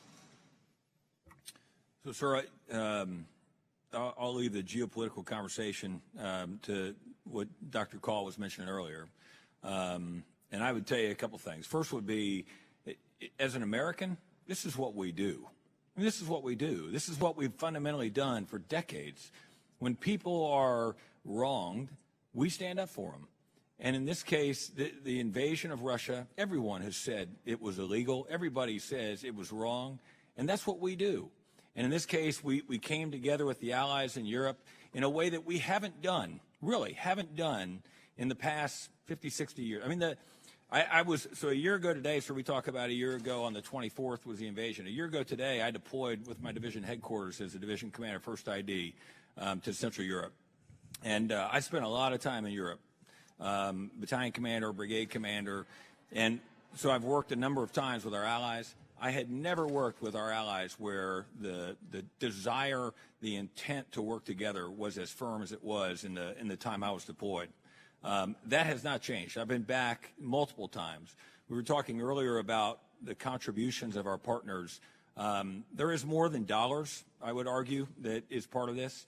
We have partners that have skin in the game, and so they may not be dedicated dedicating the same percentage of GDP, but in some cases are dedicating individuals who are making critical, really important contributions to what we're doing in terms of security assistance, intelligence, working in terms of advising and training with our partners. That's what we do. We're Americans, and when somebody says this is how the world should be, and it's not, we say no. Dr. Kahl has talked about the rules-based order. Why is this important? Because after the Second World War, we came together with the majority of the world and said, this last 5-10 years is not how we wish to live in the world. And we established the geopolitics that exist today. And we need to tell people, we need to do something when people go in the wrong direction. Why is it important to Americans? Because we believe in this group in here, sir, in this oversight process. I know politics. I'm an Army guy. No politics. American politics field of study at the Academy. And I would tell you, watching the oversight here, watching what has occurred in D.C., all the way to the young man or woman in Poland who's transitioning that equipment forward, to a Ukrainian who plans to use it, that's what we exist for. That's why it matters, sir. Now, that last piece I'd like you to expand on. Could you help us visualize what it looks like when we make the decision to send them light tactical vehicles all the way to that material being fielded? Give us a sense of what that process looks like, how quickly it's now moving. Well, sir, and as Dr. Kahl was talking with Representative Mace earlier, we're learning all sorts of lessons. I mean, listen, where we were a year ago today and where we are now, it's a light year's difference. It's because we have smart, capable men and women who are working to make the processes more effective and efficient. What we have done in terms of moving, it's literally, I'll say literally moving mountains. If you were to stack up all of the things that we have provided, we have literally moved mountains from not just the United States, but from places that that we're working with partners around the world. And we have moved that incrementally across oceans, in the air, with hundreds and hundreds of aircraft and ships. Move that to Europe, and then it's moved further by our partners and by men and women that we all are so proud to have there, all the way to a point where a Ukrainian man or woman takes it and brings it forward to use it. And I know a number of you have seen that, sir, but it's pretty impressive. My time is over. It has been an extraordinary logistical accomplishment on top of other accomplishments. Sure. Chair now recognizes our final questioner before we go into classified brief, and that's the gentleman from Wisconsin, Mr. Gallagher. Thank you, Mr. Chairman. Lieutenant General Sims, to what degree do the operational plans within DoD rely upon the assumption that we would be only forced to defeat an adversary in one theater and deter an adversary in another theater? Well, sir, not to jump into the policy side, but I mean that's what we're saying we're doing. Yes, sir. So given the growing no-limits security partnership between Beijing and Moscow in the years since Russia's invasion of Ukraine, can we reasonably argue that planning for a confrontation with only one adversary is becoming an increasingly dangerous presumption? Sir, I'd argue that the fact that the Chinese and the Russians are having conversations about ways that they can improve their connections is dangerous to all of us as Americans. But I think that the current work that we're doing takes into account where we are around the world. If Xi Jinping makes the foolish decision of arming Russia with weapons, what is on the table in terms of our response?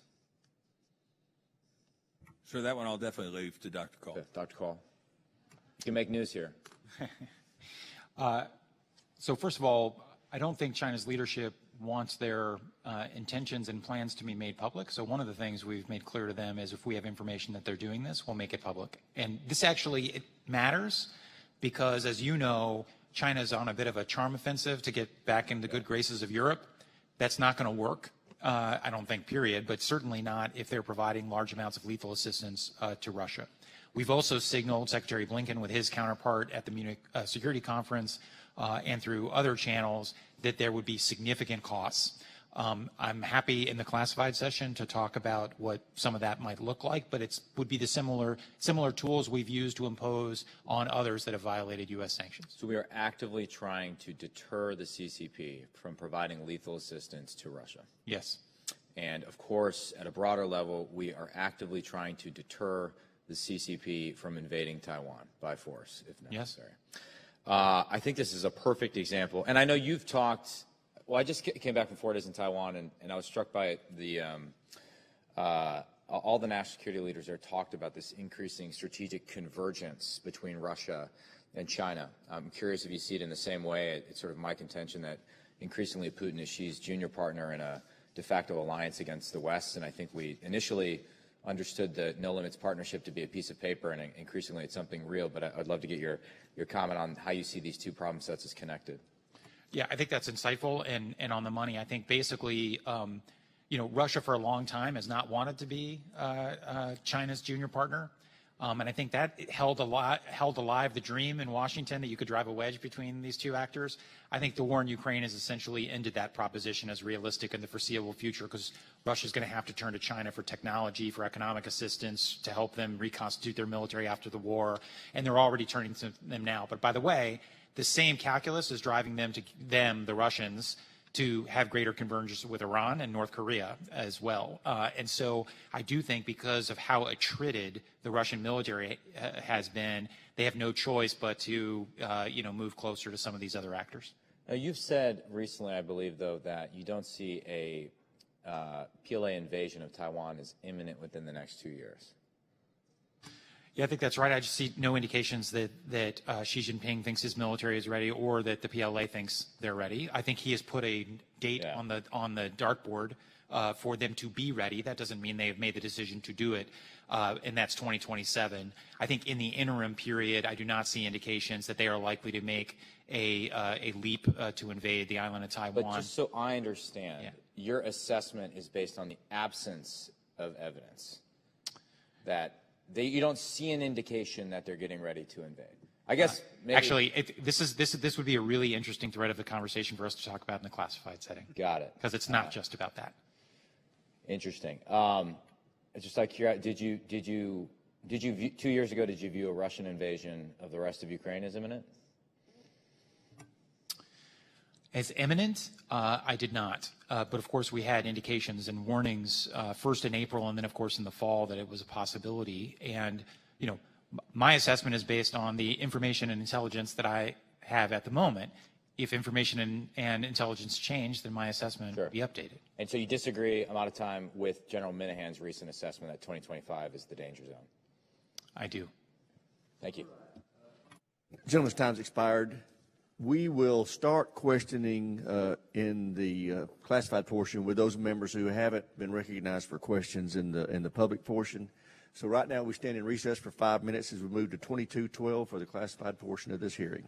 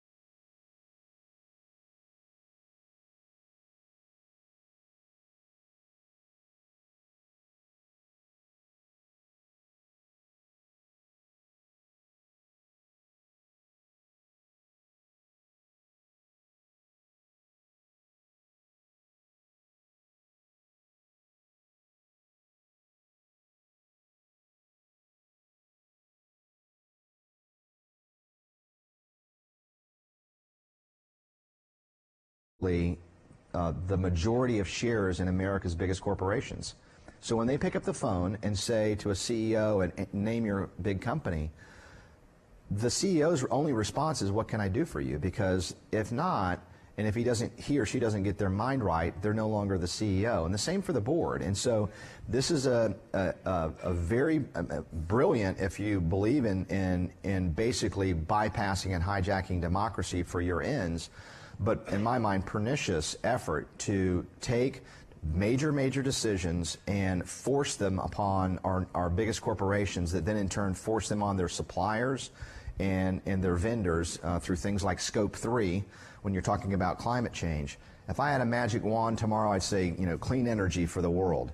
But that's just not realistic. We have to get there as fast as we can, but not through coercion by people at the top of the food chain who are making decisions for us, not we the people. That is fundamentally what this bill is all about. So it's about protecting our state investments, our pension funds. It's about making sure that banks are not allowed to basically do what happens in China, where we say, hey, we don't like your politics, or we don't like the fact that you're a gun owner, we're going to debank you. We're no longer going to give money to you. And those that know the GEO Group had this happen to them, where they went through and went to the financial guys, which is where we've been since time immemorial, like what's your credit risk to me as a lender? And that's what we want to get back to. And they said, okay, your clients are the federal government. They do private prisons, but they also do detention capacity for ICE, so people coming across the border. They looked at their financials. They go to the financial guys. Wow, state governments and the federal government are your clients. You're the most bankable client out there, because we know without a shadow of a doubt you're going to get paid, right? There's no risk of default here because your government is your client. You're great. Green checks down all the way down the list, and then they go over and see our ESG department. And now you're in the hands of a, again, unelected body that has been, co-opted for a very narrow ideological